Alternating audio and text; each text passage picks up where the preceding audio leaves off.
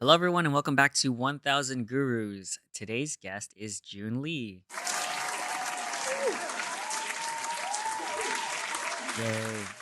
Well, thank you for being here. I really appreciate it, Thank taking you the for time having out. me. This is Yeah. a beautiful Saturday afternoon.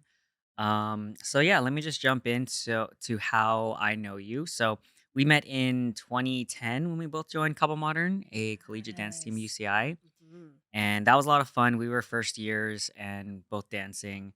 And our K10 class has been through like a lot of major events together, mostly June's life events. She brings us together all like 10ish of us. Yes. Yeah, yeah, It depends yeah. on who can come. 10, 11, 12. Yeah, Yep. 10, 11, 12. So the past 14 years, like you moving away, you moving back, finishing PT school, getting married, etc. So we had like a lot of yearly reunions. You are passionate about giving back to the dance community. You work at UCI now, right? Actually, no longer, but I Oh, was okay. working there for the past academic year. There you So, go. yes. Nice. And as all of my guests, you're probably my longest time friend. And I consider you like family, or at least all of our class does. Like we're all siblings. We've been through a lot together, and so yeah, so we're Totally. yeah, Yeah. so it's good to have you. It's always nice to have like really close friends here.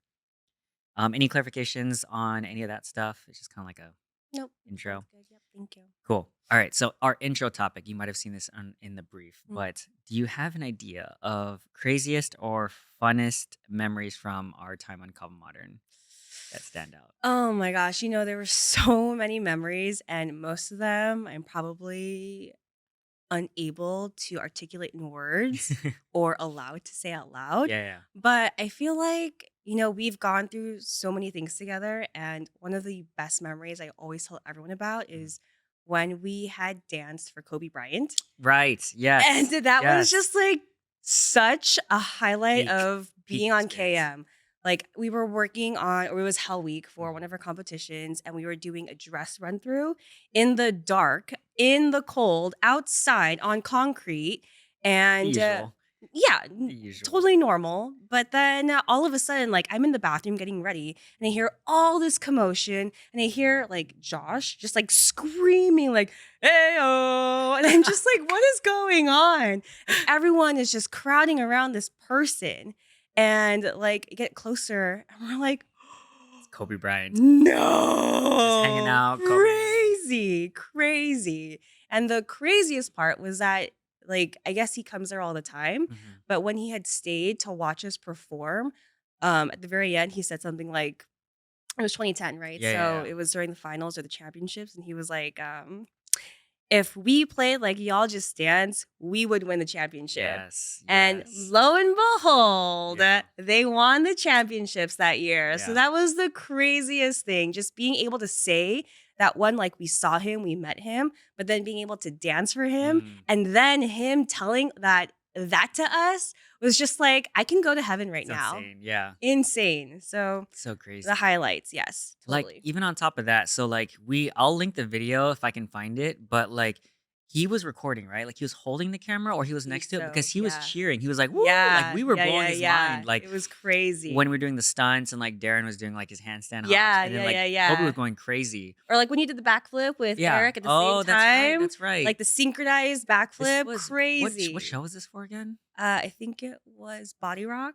Okay, yes, it Body Rock, was yeah. okay, yes, that sounds about right. Oh, because we were wearing the teal. Mhm. Yeah, okay, Mhm. right. The deep Mhm. V-neck, that was Mhm. me. Um, what else? Yeah, no, that was crazy. What was crazy about that is that, well, one, when we took the photo, like, his arm span was like, I was 2 people away, and he got the other side No of my shoulder. way. Yeah, He so it was touched you. well, yes, he did. I mean, so yeah, it Oh was my god, like, amazing. like, one person and then me, and it's Kobe. Like, he's, like, the only athlete that I ever really liked and followed, like, Filipinos and people from Mhm. LA, like, we can Mhm. all relate. My mom was, like, a huge Kobe fan, like, not even Mhm. Lakers, but specifically Kobe, so Mhm. I'm, Yes. like, also a like, diehard Kobe fan, only jersey that I have, and, he was super Mhm. nice too because we're just a bunch of college Right. students, and we're dancing, and he's, like, taking photos with Yes. us Yeah. and, Yeah. like, being Yeah. super nice, and Yeah. I'm sure he gets, like, inundated all the time, like, when Right. he was, like, around campus, Right. so to him to, like, watch our show, record it, get all hyped, give us, Mhm. like, those Mhm. inspiring words, and then take photos with us, like, dude, it definitely was peak. I think what was a really amazing thing was that It was really validating to hear it coming from Mm. someone who's an expert in Yeah, their yeah. field, like truly GOAT, like Literally, like, one of the MVP. best, if not, like, one of the Mhm. best, to hear that, I agree. So, like, when you're just practicing amongst yourself and you're giving each other feedback, it's hard to know whether or not you have something that's special because you want to believe in that yourself, but to have again someone with this level of respect and prestige Mhm, tell you that you're also doing something right and that it inspires that person, like, could I ask for anything better? No, yeah, you know? yeah. So, That's crazy. Okay, so actually, coincidentally, because I didn't, I forgot about that story, and then you brought up like, yeah, that is the best, one of the best memories. I saw a Kobe like reel. Oh no, it was a Jay Shetty reel, mm, and he was saying like, oh, he had heard from his wife Vanessa, like when they were talking, like, oh, why do you play through injuries? mm, And Kobe was because everyone knows that Kobe played through injuries a lot, like mm-hmm, really bad ones. mm-hmm, And when they were talking, Vanessa was saying that, like, oh yeah, Kobe mentioned because like people would save up a lot of money to see him play, mm-hmm, and they can probably only afford to see him once. So he mm-hmm. doesn't want to disappoint his fans. Yeah. And to show up for your fans, and not, it's not even because of he wants the ring, he wants Right. to win. Right. It's because like his fans show him love, so he wants to show that back. Right. Right. Man, that messed me up. That was like 9 a.m. this morning. I was like, "Oh, why am I'm like driving to UCLA. I'm like tearing up." I'm just kidding. I Seriously. didn't tear up. I actually cried. But like I'm just on the bawling. freeway, I was like, "Oh, Tears. this hits so hard right now. I just woke up." Yeah, yeah, But yeah. yeah, that's a crazy coincidence. And that stuff like that really like gets to me because it's knowing the deeper things, and it's not like, "Oh, he's a competitive person." Like, no, he actually cares about people. Right, right. So that's what I really admired about him. Yeah, I think that's a really, really like selfless way to go about integrating Mhm. other people into your profession, your Yeah. passions. Your It's not purpose, your just passion, yeah. yeah, it's not just about you. It's not just about like doing what you think is the right thing for yourself, but other people are looking up to you, other people are supporting you. And so giving back to them in some capacity is like just full circle moment, I Mm, guess. Because you wouldn't be who you are without the people that you surround yourself with, yeah. or the people who support you, or the people who pay money to go see you, Mhm. right? You wouldn't be as big as you are without those types of people. And so I think it's important to keep that in mind as you're doing anything that involves others. Mhm. Yeah. I agree. I feel like that's like a stronger fuel source when it's not about you, it's about something deeper than just, oh, I just want to win or I want to be the Mm-hmm. best. And I think that's what separated him a lot. And I know for us, like Kobe fanboys and fangirls, I think we like align with that a lot. Totally. Another fun fact, like my mom, so she's diehard Kobe fan, right? But she will not watch like his last game. She hasn't watched it yet.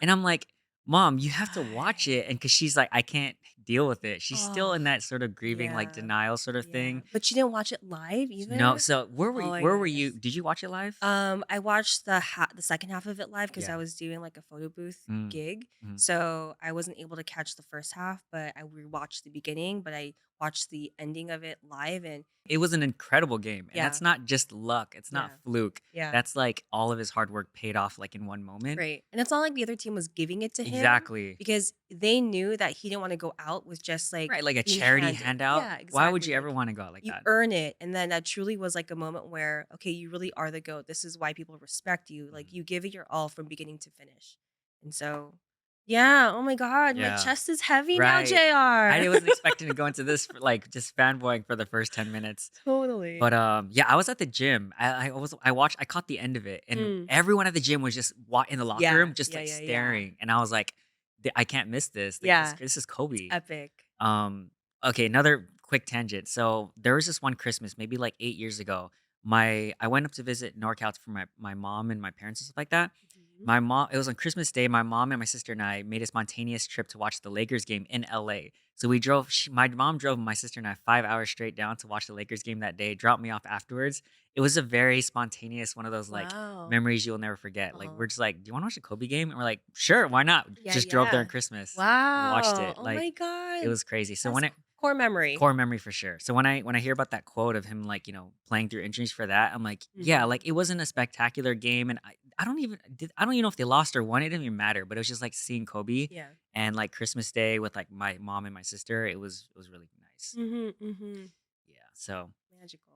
okay. So now that we're done with Kobe, which is What was on random, yeah, Kobe? not in the game plan, but all right. So career path. We'll get into the normal like. So you're a PT, right? And, Mhm. like, so my first question is, like, kinda how did you get into it? Like, what made you decide you wanted to go into physical therapy?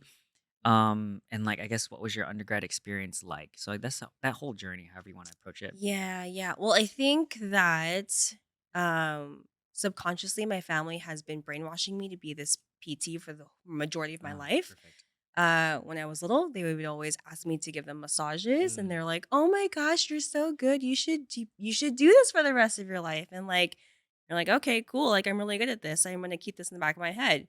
One summer when I was 9 years old, my uncle actually got his leg amputated, mm. and he had, or I, they forced a 9-year-old to stay with him the entire summer to take care of Oh my him. god.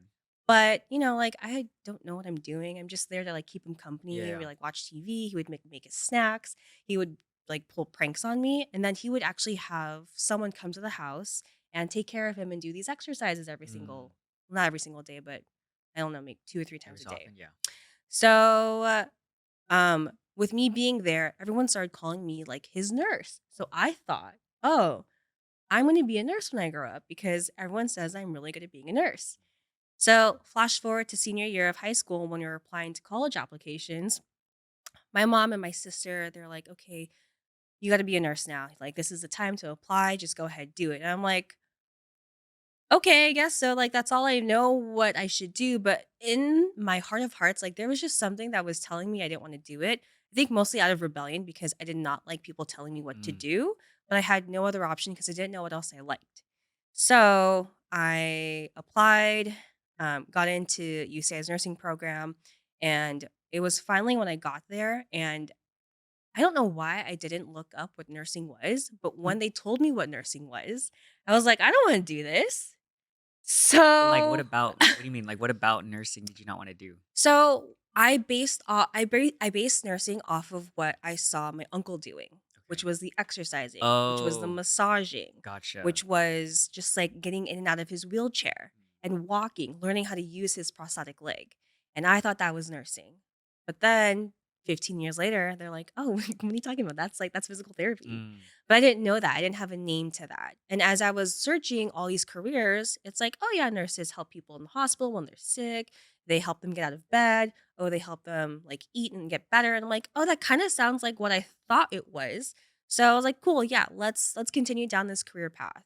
But then, like I said, once I got there and orientation happened, and they're like, "Oh yeah, you work in the hospital, you get their meds, you do this and that." And I'm like, hard stop. Wait a second. This is not what I thought it was going to be." And I had volunteered in a hospital, but again, like, I think my mind was just so narrowed in on thinking what I thought nursing Mhm, was. mhm, mhm. So I just, I didn't have a passion for it. I didn't have a passion for nursing. I went through the motions of going to class. But because I didn't have that fire in me to continue to pursue this career, and mind you, like, nursing is a great profession. I Yeah. have like the utmost respect for nurses, but it just didn't feel like me. So, because of that, I pursued other interests, and dot dot dot, here comes Cobble Modern, where, oh my god, I love dancing. I've been dancing my whole life, and these are people who are very passionate about what they're doing. I'm going to spend all my time with these people and kind of put nursing or school in the back burner. Mm, So, I failed out. mm, I failed out of the nursing program. And it was probably the most like devastating failure of my life at that time, not because I was sad to not be a nurse anymore, but just the fact that, like, I failed at something. I didn't I didn't do everything to the T. I just everything prior to that, I was straight A student, blah blah blah, this and that, all these like accomplishments, and it just failure to me wasn't ever an option. But here I am choosing to fail because I wasn't passionate about something. So it was really hard to process the emotions I was going through. So I switched my major to public health, and I just continued on through that route. But it was only after graduating where a PT aide position popped up, and I was like, you know what? Let me see what this is about. And I applied, and I didn't know like what the position even called for. mm. And then in the interview, um, the the owner was like, "So why do you want to become a physical therapist? And I had no good answer other than the story I just told you about Mm, my uncle. mhm, And that was the first time I actually described that story and I started crying. mm, And then he he was like, "Oh my god, I don't know what to do here. Here's a tissue. Let me step out for a second to give you a moment." So I collected myself and then he was like, "It sounds like your uncle was a really special person and you really show passion for helping others. I really appreciate you sharing that story with me." I thought I tanked that interview because I cried mm, because everyone says to be professional. right. But then, like a couple days later, I get the call saying I got the job. And when I asked him, like, why did you hire me when I cried during the interview? Yeah. And he was like, it was because you showed genuine passion, Mhm, not just because you wanted to do something that you thought was something that made a lot of money or like gave you prestige or whatever. It was the fact that you really, truly, deeply cared about something and you wanted to pursue helping others. mm, So that was my undergrad yeah. experience. So then after that, it was just like PT school and then kinda going from there. Yeah, exactly. So I hunkered down. I had to go back to community college to improve my grades, like everything chemistry, physics, anatomy, everything science related was just that was all I knew that I had to do to boost my GPA. My prerequisites were like I don't even know. They were bad. They were bad. But all A's after that because I really had a focus now and I really wanted it. And I did a whole bunch of different like volunteer experiences and I worked at different PT clinics. And so I just made sure that I was setting myself up for success and that I was doing everything I could to like beef up my resume to, I guess, make up for my horrible undergrad Mm, GPA. Because that's something that they really right. look for is how do you do as a full-time student, Mm, not just as someone who wants to make up for being a full-time student. right. Yeah. So from there, I have like two questions. So one is you mentioned like timeline in quotes in relation to your career. Like, how does that apply to your own journey? And or two, we can do either or both. But um, as someone like an audience member who wants to get into PT, and like as someone who I don't know what goes into the undergraduate experience, then applying to PT school, or like boosting your resume, or getting like job experience at like a clinic or something. Um, I guess what takeaways or advice would you give to someone who wants to get into it? Either kind of like, here's what it's like. It's really hard. Think about this. That sort of Yeah. thing. Like as a Yeah. person who's like, oh, she does PT. I really want to get into it. Yeah. What would you say to them? Like insight into Exactly. how to get into that field. Mhm. So I didn't know anything about that either until I started talking to other PTs. So basically, first of all, you can have a bachelor's degree in anything. It doesn't have to be science related. It can be like Alex, my husband, Mm, he has a bachelor's in anthropology. I have one in public health. Other people can have one in drama, whatever. You just need to have a bachelor's. The second thing is that you need to fulfill the prerequisites. So, like I said, I went back to community college so I can fulfill all of my science and math and all this other stuff. mm, So, as long as you fulfill those two, depends on the school. You can either do the GRE or not. But there are some schools that require you to like do various like volunteer hours, shadowing hours, or work hours. So you can be a physical therapist aide or physical therapy aide in California, you're allowed to do exercises with a patient as an aide. You don't have to have a license. mm, So you can work with patients one on one, and that is like direct patient care, which is actually the best experience because then you get to feel like you're actually It's doing like hands something on. hands on in a way. But you can't do any of like obviously the diagnosing. You can't change the exercises. Mm, You have to do exactly what the physical therapist tells you to do with them. And you're not allowed, obviously, to give like medical advice. So you always defer to your PT. So, yeah, I'd say get your college degree, get your undergrad degree, get your hours in, get diverse hours in various places because anyone can volunteer at an outpatient clinic because it's so prominent. Anyone can volunteer at a hospital because that's also very prominent. It's like the unique experiences. Like I volunteered at this overnight camp in Big Bear and it was for kids who had limb loss or limb oh, differences. interesting. So, that was something that I wanted to explore again because it kind of related back to my Mm, uncle where he had his limb loss, and I think after that, that really solidified me pursuing this Mm, career. Um, so yeah, and then, some schools will have you do interviews or not, and I think there's this, I forget what it's called, but it's like this application system online where you click on all the schools you want to apply to, and then you just send your mm, application. It goes all the way there. But some private schools will obviously ask for different things. So yeah, it's just making sure you have all of those checked off. Not sure how it's different this time around yeah. because it might have changed. It was 2016, 2017 when I applied and got Mhm. in. So it could be different now, but I feel like that's basically The like the process. backbone. Yeah. Hmm. So like I'm assuming, in a competitive field like that, like what are the biggest factors? Like GPA, your diverse experiences, like you Hmm. said, Hmm. maybe the interview, other Hmm. stuff on the application. So it's just Hmm. kind of doing your best to beef up that sort of application in any way possible. Yeah, yeah, yeah, Okay. yeah. But also I feel like you really have to have a passion for this. Makes sense. You have Cry in the interview, guys. kind of and do something. It worked. I cry in every interview. She It goes is into my walks in thing the interview, now. just tears just start running. Like, whoa, what's going It's on? so bad. I cannot not cry. And I've just accepted Yeah. it by now. Like I have tissues in my pocket whenever Yeah. I go to interview. But I think, one thing that people need to understand is that because it's such a physically demanding Mhm. job, you really have to, like, when you walk into that door, it's not about you anymore. It's about that person everyone's in pain. They're coming to you for help.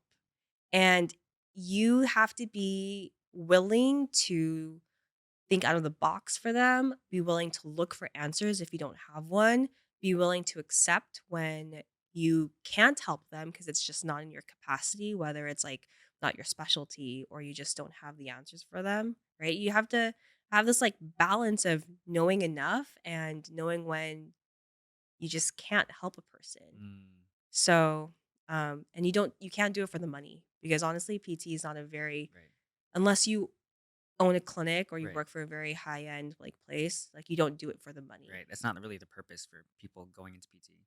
Yes. Mm, makes sense. Do you have any thoughts on that timeline sort of question?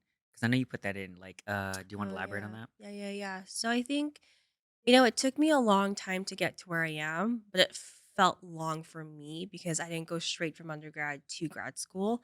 I took 4 years to again finish out doing all those prerequisites and getting all that experience.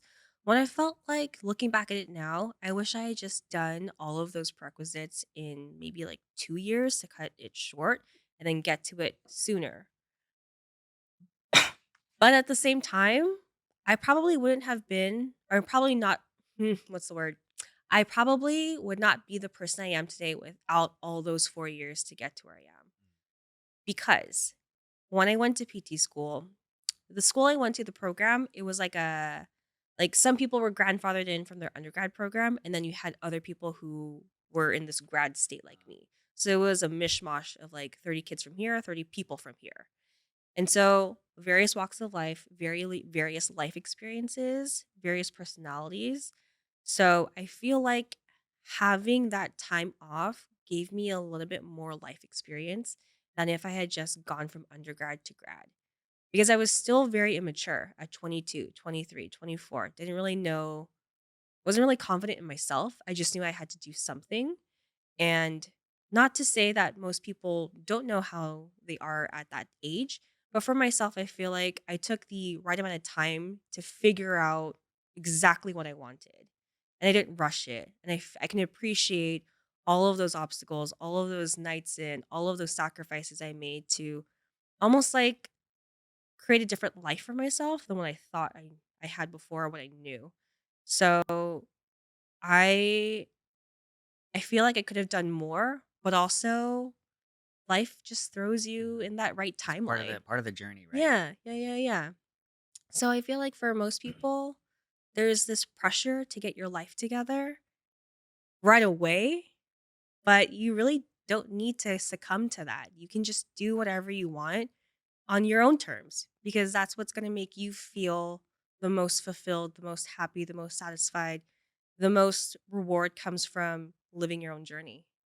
Yeah, I love that. I Yeah. feel like a lot of college students nowadays need to hear that, mostly because I also dance with a lot of college students. But it's always that anxiety of I'm behind, I'm comparing myself, Mhm. and I need to have this figured out as soon as I graduate, if not Mm. beforehand. Mm. And anyone like in our stage where it's like you don't need to have it all figured out. In Mhm. fact, the process is figuring out who you are, and then you'll Mhm. figure out which way you're supposed to go Yeah. afterwards. But Mhm. you have to appreciate the journey. And when you don't get what you want, you gain experience. So you're not Mhm. actually losing anything from those Right. 4 or 6 or whatever Yeah. years. Because the worst case scenario is you're going up the wrong building, the wrong Mhm. ladder, Mhm. and you're like, oh, now I got to go back down and up another one. But Mhm. you might as well take the time to just, Mhm. we talked about this before on the show, about calibrating your compass. And that's more worth your time Mm. than trying to rush in some direction that might not be right Mhm. for you. Mhm. So I totally agree with that. Mhm. Yeah. Um, and I guess on that, another topic that you mentioned was like pursuing your passions. That was like a big thing, and I think a lot of people can relate to that. So my initial questions, and we can also divulge from this, is like, what are your passions, or like how does one balance your passions, like with the career, a relationship, family responsibilities, etc. It seems clear that you are at least passionate about PT from all the tears in the interviews. But Mm. are there any other things you wanted to call out on there? And then how does one go about pursuing and then balancing those passions? I think when I wrote that down, I was thinking about how, yes, I'm passionate about physical therapy, but I'm also passionate about keeping like my peace, Mm, my personal peace, and doing things according again to like my timeline and doing things that make me feel like I am a worthy person in the world. So I created my own side business of doing mobile PT services. And rather than just joining another company, like I still do that, I'm still kind of full time somewhere else. yeah. But rather than just working only for another person who they're profiting off of my hard work, I'm going to pursue my own entrepreneurship with creating my own business model for myself, providing PT how I want to treat patients, not how insurance dictates Ah, me how to treat a patient, and doing whatever I feel is the most appropriate for that person when they're coming to see me. And I feel like that's what it's really all about, right? Trying to help people as much as possible without the constraints of someone's rules.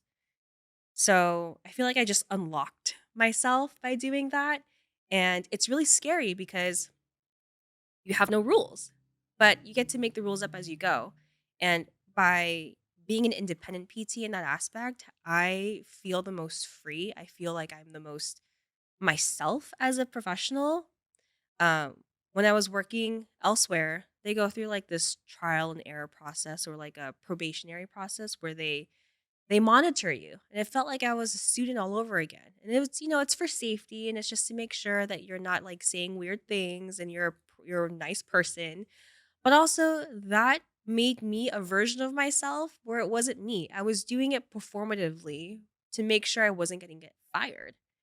But with me being with patients one on one, I get to be the truest self, my truest self. Um and just I don't know, like give my all and I don't know, JR. My mind's going blank. yeah, yeah, yeah. No, I get it. It's like, you work in an environment where there's a lot of constraints, right? And this ability to have those not those constraints and kind of approach it the way you feel like is best, Mhm. and you can help serve your patients, and that can be an unlock because Mhm. while constraints are good because it makes you think inside the box, once you have that sort of down, and obviously you've been a professional for a while, then when you have those, you can now think outside the box. Mm. It can actually you can add more value to your clients and your patients and get more fulfillment Mhm. out of like your career, right? Yeah. I think I remember what I was going to say. Yeah. I think me being in my own role has allowed me to bridge the gap between my two passions, which is dance and PT. Oh, right. That's right. So being able to, because there's a lot of places that do that, and again, if they do, it's under the constraints of someone else's rules. And so being able to provide dance therapy or being able to provide physical therapy for dancers in the capacity where it's not just about exercises, it's about like movement analysis and even providing the massage therapy or the Mm, manual therapy that I guess I'm really good at. I guess. I just get paid for it. But, it's creating your own path because I was passionate about these two things and just trying to find that balance of how can I get the best of both worlds. Even though I'm not an active dancer anymore, I get to still contribute back to the dance community in that capacity and still like help the next generation be the best versions of themselves and give them something that I wish that I had as a dancer. So that's part of the reason why I also went to PT is because when Darren during Hell Week Mhm. for Vibe, he injured himself Yeah. and we were all just there like, what do we do Was that now? his knee? I forgot. Yeah, I think it was Yeah. his ACL. Oh, his ACL. And it's a Just hard recovery. I destroyed. He think. I just yeah. think. But yeah, that's a hard recovery. Mhm. And knowing what I know now, it can take like 6 to 9 to 12 months of rehab before Mhm. even back to feeling like some sort of normal. Mhm. So that was also another driving force of me going into PT school. It's just trying to give back to the people who have made me the person that I want to be or that I am. Mm. Yeah. I like that. Anything else on okay, so what about balance? So we talked about passions and kind Mm-hmm. of bridging the gap between dance and PT. Mm. Uh, do you have any thoughts on balancing those passions if requires any at all, or do you feel like there is some sort of balance needed? I think with physical therapy in general, there is a nice work life balance Mm. because you don't necessarily take your work home. Gotcha. You get to treat your patient, you get to treat your client, but then, you might have to document afterwards, but that's about it. And so with the free time that I have, I don't have to worry about, oh, I have to like get all this done for work. I don't have projects, I don't have deadlines to meet. I don't have to be consumed by other things other than when I'm with my patient. Mm. So that's given me a bit more just mental freedom, I Mm. guess. So it's kind of nice that way. Right. There's a lot more like slack or buffer built in that there's Mhm. not. So you can compartmentalize. Mhm. Okay, cool. I think that's a lot of good stuff. So we can pivot. So the two Pivot. next topics, yeah, the two next topics we can go whichever one you want to pick. So one is letting go, Mm. and the other is UGC, user generated content Mm. creation. Which one Mm. do you want to go to Let's first? go UGC. It's different. Yeah, yeah, yeah.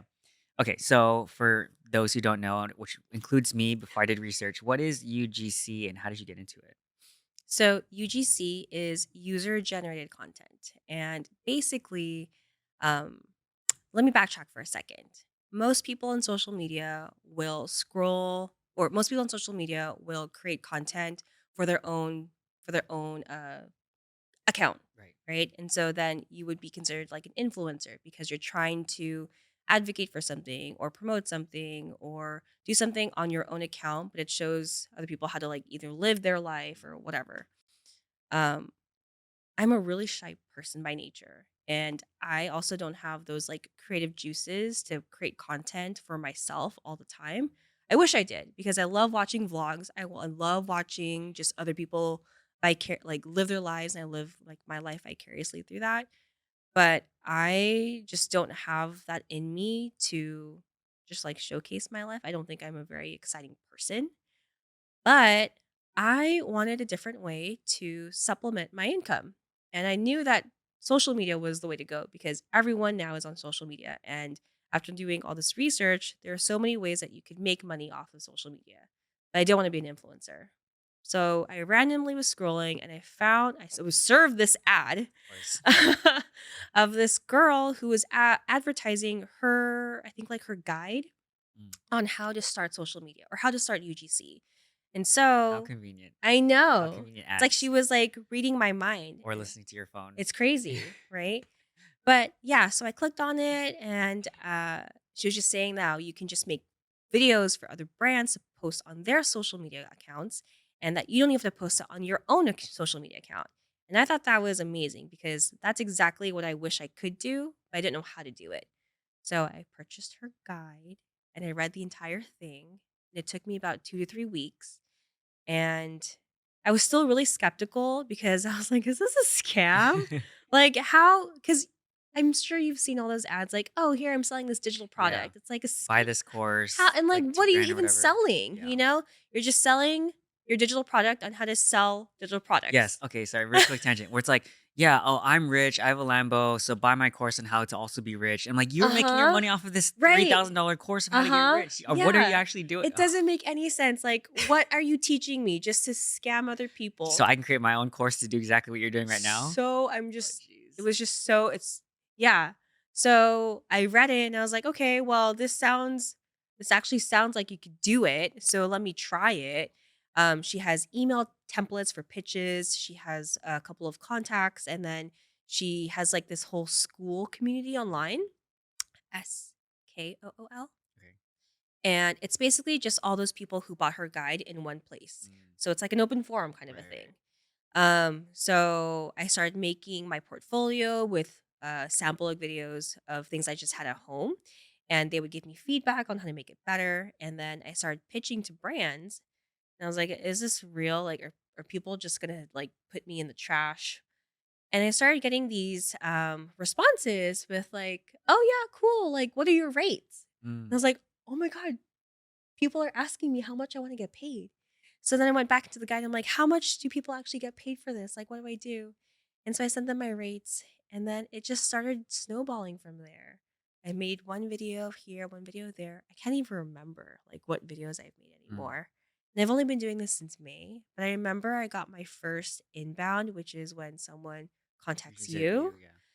And I thought that was the coolest thing because now I am visible enough in the Well, space. how do they find you? Do you have a page that's dedicated to it? Oh, so okay, so I have my portfolio. Yeah. I bought a domain and I post all of my examples, my best examples on my Mm. portfolio with my contact information. But the way to get to my portfolio, if you don't know who I am, is through my Instagram. Mm. So I've posted some of those examples on my Instagram. I have my link in bio, and then you can go to my portfolio. So a lot of my inbounds come from. Like someone seeing those Mm-hmm. sample videos that you do Mm-hmm. for oh, I see, I Mm-hmm. see. So it's Yeah. not like a lease or like what's it called? If you're creating content for a business, like you're allowed to repost that What or do you mean? because then let's say like, I'm a brand and you make a video for me and I pay Mm-hmm. you, right? Mm-hmm. And I'm posting on my socials, I Mm-hmm. guess, right? Mm-hmm. But then you're also posting that video on your socials as samples so that Mm-hmm. people can reach out to you. So that's Right. fine. Yes. Mhm. Oh, okay, gotcha. As long as that's in your contract, Gotcha, because gotcha. Yeah, some makes sense. brands don't want you to do that either. Right, because they want to own that content Correct. sometimes. Gotcha. Yeah, so that's an option. Or you can make like extra videos that aren't given to that brand, but then you Mm. can make that into your sample Your video. sample, gotcha. Yeah. So it's been kind of cool. I do this on the side, obviously, and I do it in my free time, and it has been a roller coaster of emotions because it's so different Mm. than anything I've done before. I've always been intrigued by videos. Like even in high school, I had my little digital camera, and I would just be recording everything, and I would post stuff on YouTube. But they're just like silly videos, like of just me and my friends hanging out with no, like, marketing attached to it, but knowing that, like, I feel a bit comfortable in front of the camera, Mm. especially in private, Right. makes it easier to do because then you're just kind of doing whatever, you Yeah. know? And you're just showing personality, and I think that is a way for me to stay creative Mm. without using so much of my physical self at times, yeah. Yeah, I feel that. It's like a creative outlet, if not like for a professional sense, but like, like a side sort of thing. Mhm. But I feel like most people need that, which is Mhm. some sort of creative outlet. Mhm. Um, on that note, I guess for people who are curious, like, do you have any either tips or best practices or how to get into doing user generated content? Like if someone's interested in doing it, I don't know if you want to plug the same place that you learned from, or if they're already doing it, like what has been working for you to get some Yeah, success. yeah, yeah, yeah. I would love to plug. So I follow. Oh my gosh, what's her handle? I think it's Tran UGC, Okay, and we'll link it. yes, and her guide is, I think, also tranugc.com. And she actually just increased her prices, but this is like gold. This is really valuable information. There are a lot of other UGC masters out there and experts and whatnot. But I really feel like the amount of time that she dedicated into creating this guide has been very digestible and user friendly, and it makes you feel like you can do this. Mm, I've bought a couple other guides at a cheaper price from other people, and they're just kind of very generic. It's all kind of the same information, but they want you to buy that as a way to buy more. like an entry point to Yeah. upsell you. Mhm. And I think she does have like this mini guide too, but like honestly, everything that I've learned has been primarily through this guide and then the community that she provides. So I feel like access to people who can answer questions and just provide support, and everyone is just so nice.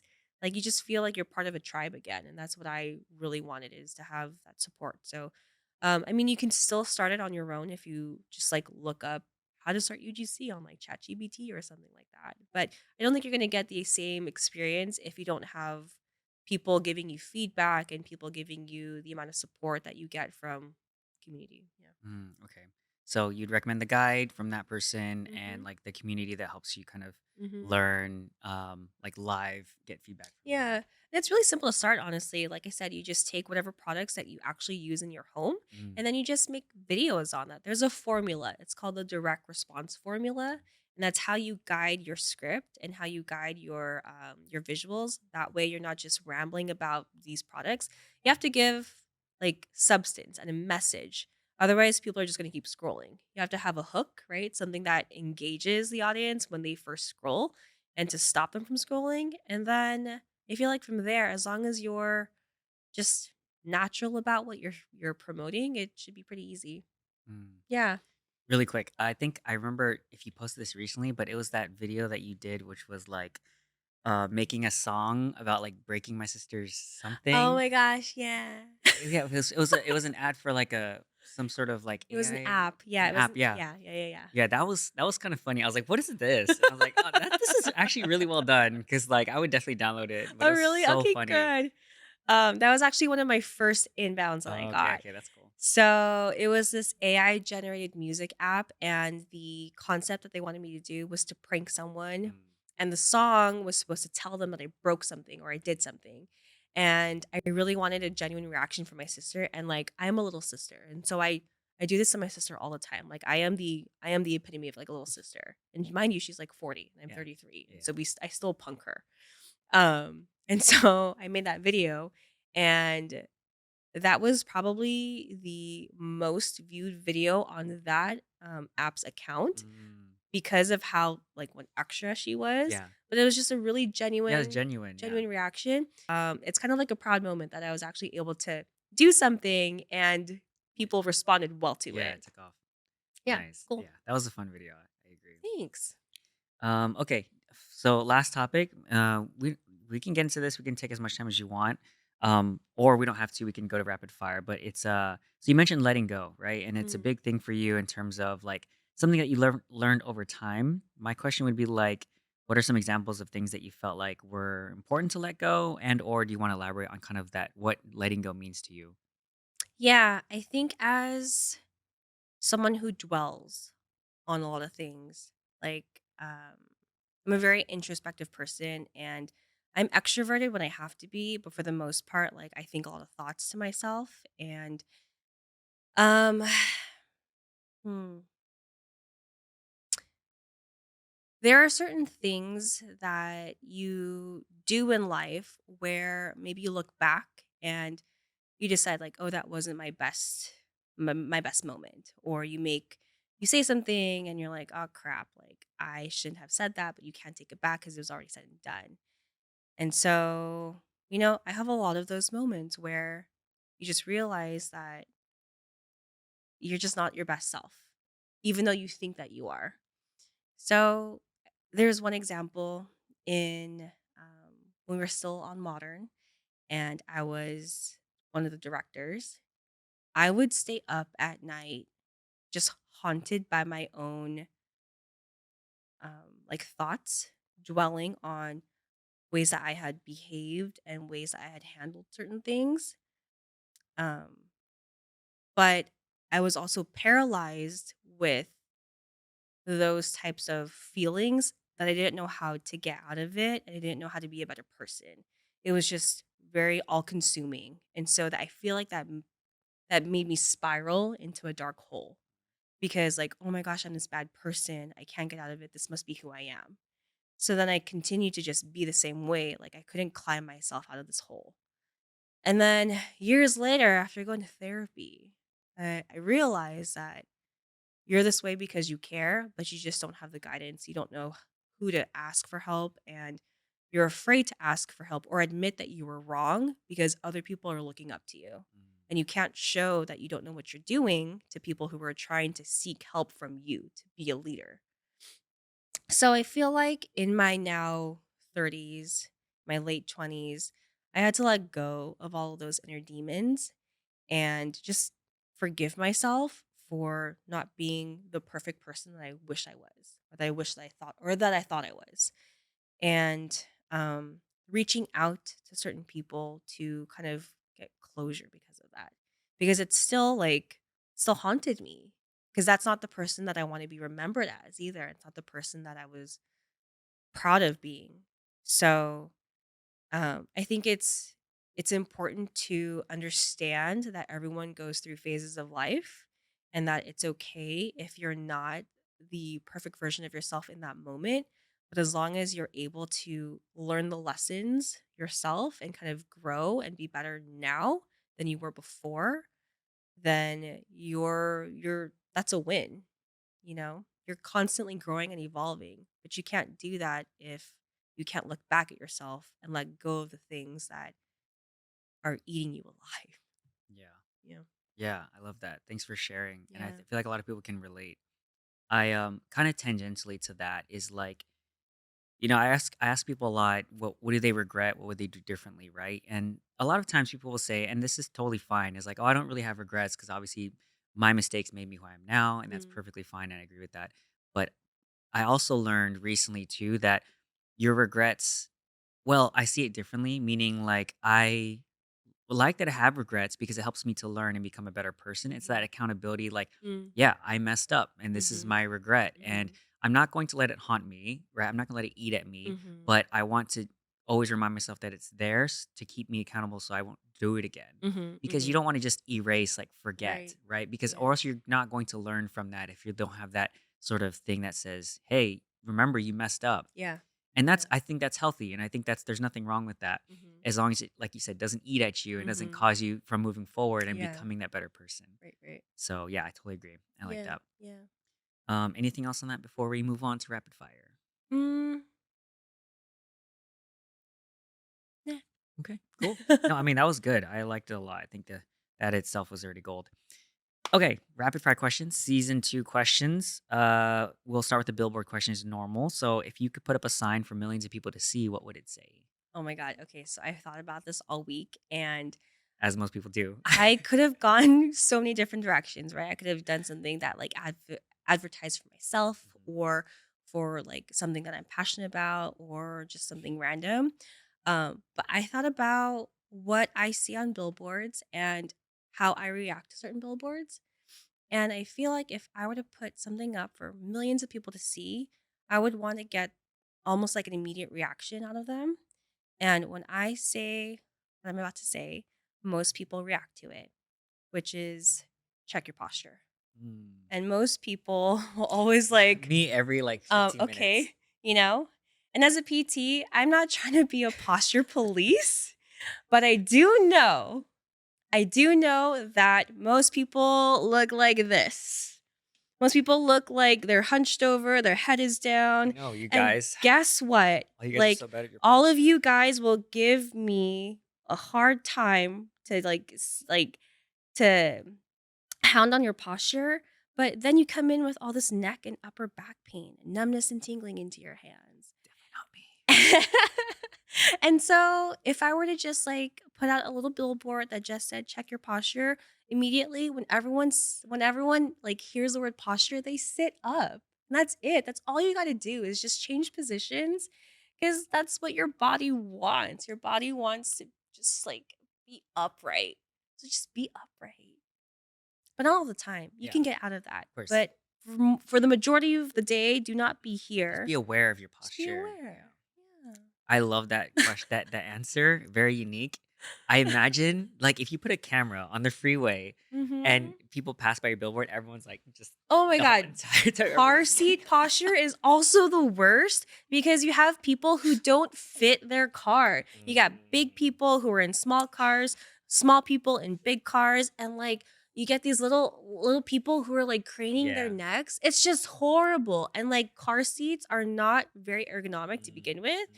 And so that is like my number one thing, is just that's something that you can control. You just choose not to. So just check your posture. Move once every hour. Top and bottom every hour. Just like sit upright. Pull your shoulders back. That's all. So simple. that's like the theme of my life for the last year. I'm like, oh, I gotta check my posture. I It's all this know. pain. As our podcast, I was just like this all day. Yeah. But it's fine. It's fine. Now we're gonna check I our know. What are you talking posture. about? Our posture Mm, is perfect this entire time. Hopefully, mm. you're listening to the audio so you can't check. All right, next one. What is one of the hardest challenges you faced in your life, and what did you learn from it, if anything? Mm. You know, I think every transitional period in someone's life is really hard because you're trying to navigate life in a new chapter, I guess. Um, oh God, I'm trying not to cry. Here I go again. Call me Brian. I was thinking about this, and it's still something that I'm trying to figure out. Is JR?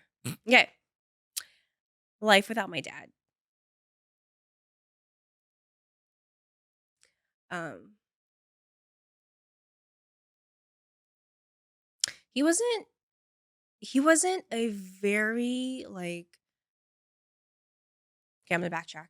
He was a very supportive person in my life, and it's all of the small things that he would do for our family that I took for granted. And I felt like, oh, that's just what dads do, right? So, sorry. Ugh. So, I mean, yeah. Okay, thank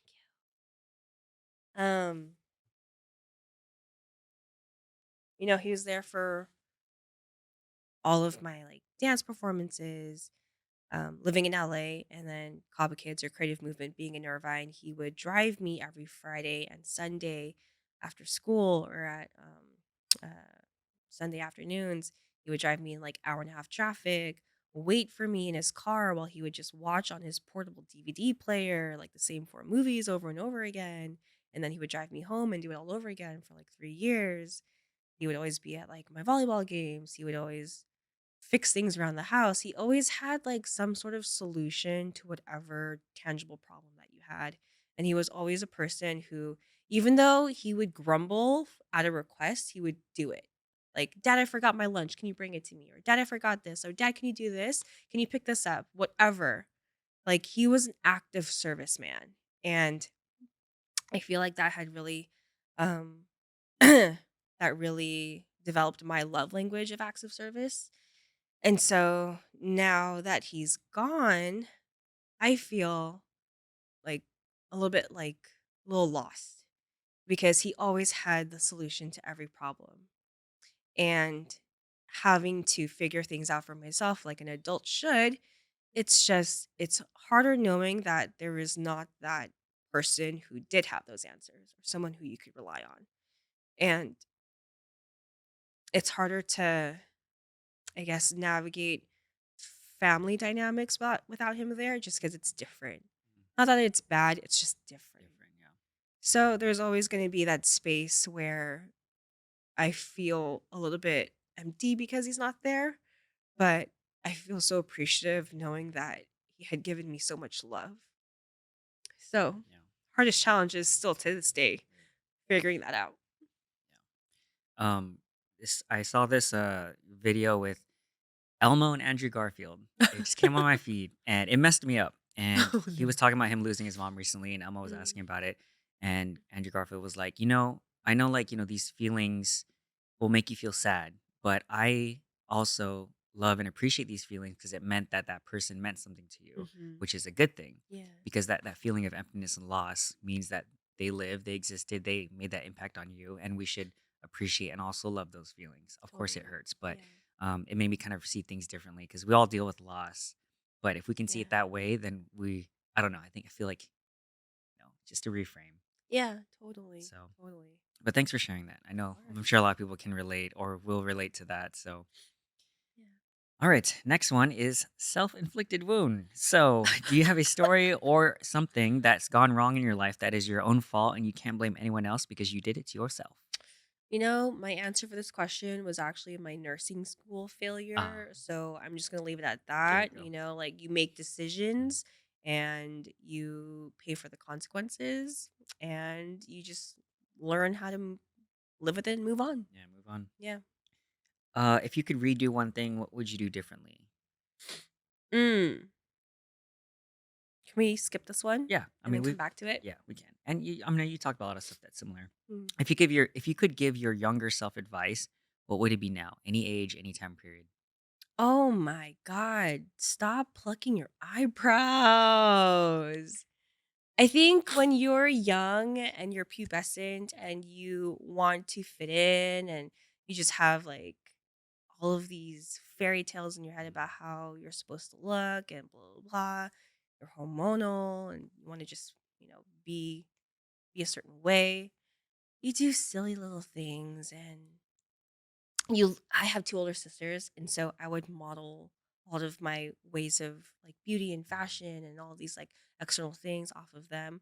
But then when they went off to college, like, oh my god, again, like, I feel like I just need other people as a crutch Mm, to, like, tell me how to live my life. yeah, I am a 33-year-old teenager, JR, okay? So, aren't we all? um so, yeah, I feel like just on a, like, bigger level is that it's okay to be who you are. You don't need to change to fit someone else's standards. You Mm, don't have to worry about what other people are thinking about you because everyone is worried about themselves. And that if other people are judging you for who you are, then they're not really worth your time. And I feel like that is, that message has been reiterated in some way over and over and over again, but it's true. Like it doesn't really resonate until it means something to you and you can relate to it. And so I feel like if you are just comfortable with yourself, you don't have to be confident. You can just be comfortable. mm. And then that confidence will come because you're no longer thinking about what others are thinking about you. Yeah, I like that a lot. Sometimes when I'll give like college students advice as well, it's like I'll preface it with this, like, look, you might not understand this or relate to this. Let me just tell you. And Mhm. then Mhm. later on, when you get through that point and you're like, Mhm. oh yeah, what he said was right, or like, okay, that makes a Yeah. lot of sense. Yeah, yeah, But you won't yeah. even really internalize it until you actually it happens to you, or like Right. that mistake or whatever. So let me just plant this now. I'm not telling you what to do, but just know that the information was there. Mhm. Because I Mhm. feel like I should at Totally. least do that. But Totally. yeah, I totally relate to that. 100%. 1000%. Mhm. In the last few years, what new belief, behavior, or habit has improved your life? I think time blocking. I've always been a person to like live and die by the schedule, but after you don't have a schedule anymore, you have to create your own schedule. You just lose track of time and then so many tasks just get put in the back burner, but then you get overwhelmed. So, being able to time block and only designate certain things at certain times will save like the mental capacity and like the emotional capacity because you only have again a certain amount of time to like think about things. So for example, my therapist told me to time block and then my friend also reminded this to me as well, but like if you're feeling a certain way, you're allowed to feel that, but let's, like, keep it within 10 minutes Mm, because you're dedicating that time for it, but don't let it, again, consume you because there are other things that you have to focus on. So, appreciate the time that you have to feel really sad. Like, if you have to schedule a 5-minute cry, go for it. But also, like, don't feel bad that you have to do so because it's healthy to just live through those emotions, but since you have so many things to do, you have to prioritize certain things and then time block yourself. So and then you can appreciate your freedom. So I feel like that has been a habit I'm currently implementing again because I wasn't doing that for the past 4 years after school. It was just like, oh, okay, I'll do it at this time. yeah. Then you're just kind of living life willy nilly, and you know. So yeah, it's just been more. I've been a bit more productive because Mm, of that. nice. I think that's a good tip. All right. Who would you call successful, and how do you define success? I feel like success is to every individual. And um, I feel like I've heard this on your podcast before with other people where success is primarily or success is defined by being or feeling happy with your decisions. Mm, And it's not just about like money or accumulating all these accomplishments and accolades. It's about doing something and feeling like that had given you the fulfillment, the reward for yourself. And so I feel like, you can have all the money in the world, but are you truly happy with how you got that, or what exactly you're flaunting? Mm, So, yeah, I feel like, success is in the eye of the beholder. yeah, definitely. Do you have any specific examples of maybe someone you can point to and be like, I really think this person is successful. Like, I like what they're doing or something like that, if anything. Mhm. I thought about this vlogger, this YouTube vlogger that I've been following for the past like 10 years. Her name is Jen Im, and Jen she M. is really, really well known. Mhm. And she's been in the game for such a long time, and she's been a YouTuber primarily as like her full-time thing. And she divulges her life online, and she like gets really intimate with her viewers. But really she's just talking to a camera. She's talking to no one, but everyone at the same Mm, time. And she does so just on her own accord. No one's forcing her to do so. But then she starts to level up each time that I see her.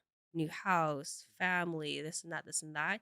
And so to me, I find her successful because she she's found her passion, she's gone for it. She's gone through all these life trials that she divulges online, that she allows us to see, but yet she comes out of it still doing what she wants to do without it just feels like she's a really genuine and authentic person.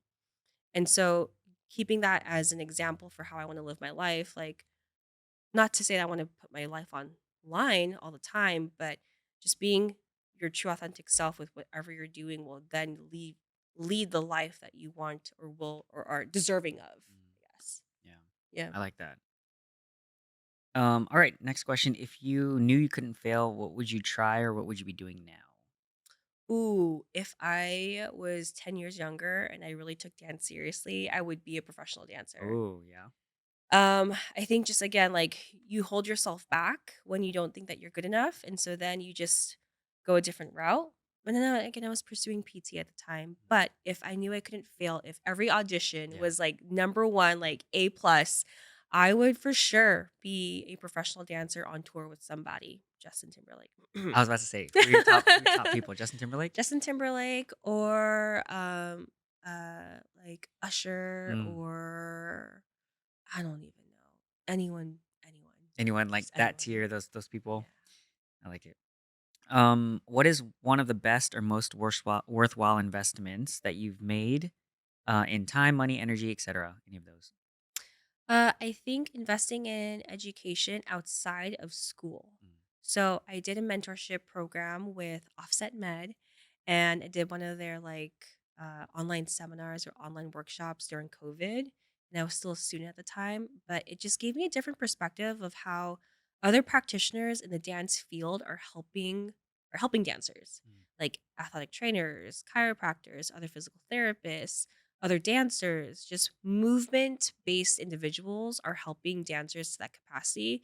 I felt like really gave me inspiration and resources and just a different way again of thinking and how to treat people. So, um, yeah, I feel like just do going the extra mile to get supplemental education for your own field is very valuable, especially if you're passionate about that.